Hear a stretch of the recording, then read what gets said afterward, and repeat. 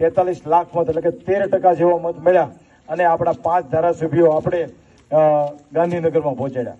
અને એમાં ખાસ કરીને વિસાવદરમાં ફરી વખત ચૂંટણી આવી. વિસાવદરમાં ગોપાલભાઈ ઇટાલિયા છે એ આપણે ચૂંટણી લડ્યા, તાકાતથી લડ્યા અને સાહેબ 16,500 મતની આજુબાજુથી લીડથી જીત્યા. પછી ગુજરાતમાં એક જોશ આવ્યો. ગુજરાતમાં એ ખબર પડી કે જો વિસાવદરના ખેડૂતો ભાજપને હરાવી શકતા હોય તો ગુજરાતના તમામ ખેડૂતો છે એ ભાજપને હરાવી શકે.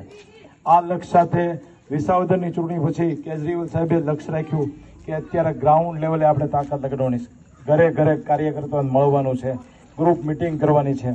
અને તમે તો બહુ ભાગશાળી છો, મોટા આસણાની ટીમ આવતા 4 ગામો. સાહેબ રાજાભાઈ હડિયા આપણા સૌથી સક્રિય કાર્યકર્તા રહ્યા, સૌથી સક્રિય.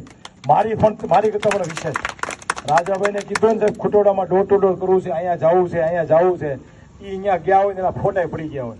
બીજા કાર્યકર્તાઓ તો ક્યાંય ગાયબ થઈ ગયા હોય, 5 બાના કાઢ્યા હોય. એમાં હું ઈશું કે સાહેબ મારે વાડીએ થોડું કામ હતું, વાડીએ મારે ફેન્સિંગનું કામ હાલતું હતું, ઓફિસે આમ હતું, મને તમે 34 તાલુકા પંચાયત ને 8 જિલ્લા પંચાયતની જવાબદારી આપી છે તો મારે બધે એમાં દોડવાનું હોય. મેં 5 બાના કાઢ્યા છે, પણ તમારા આ વ્યક્તિ પૂરેપૂરા એક્ટિવ રહ્યા છે. જ્યાં કીધું ને ત્યાં દોડ્યા અને એની જરૂરિયાત મારે મોટા આસણામાં પડી. એ તો સાહેબ તમારે ખોટોડા નથી લડવું, તમે અમને આસણામાં ટેકો આપો. આસણામાં તમારા 4 ગામ આવે છે, તમારા જાઈભાઈઓ છે, હગાવાલા છે, મિત્રો છે, ને કાંઈક ને કાંઈક તમે હશો ને તો અમને સંગઠનમાં બળ મળશે. સાહેબ એને દિવસ રાત છેલ્લા એનું જ્યારે